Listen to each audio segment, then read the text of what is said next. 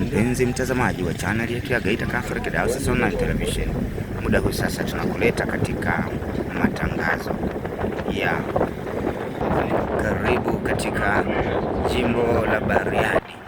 Idara ya mawasiliano ya jimbo Katoliki la Geita leo inakuleta moja kwa moja mpaka hapa mjini Bariadi.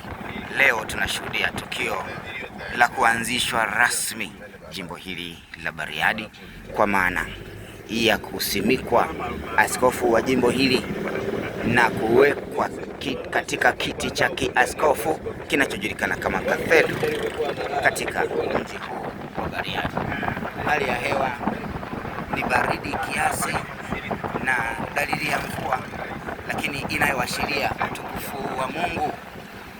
Na sasa tupo katika jimbo la Bariadi ambapo leo tunashuhudia tukio la kusimikwa katika kiti cha kiaskofu Cathedral Mhashamu Askofu Prosper Limo ambaye atakuwa ni askofu wa kwanza wa jimbo la Bariadi kama unavyoona mpenzi mtazamaji.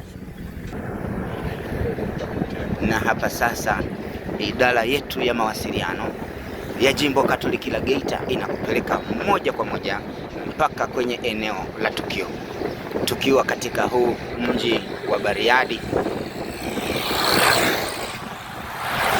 Na sasa nakupeleka moja kwa moja mtazamaji mpaka kwenye eneo ambapo maadhimisho matakatifu yanaanza muda si mrefu kuanzia sasa.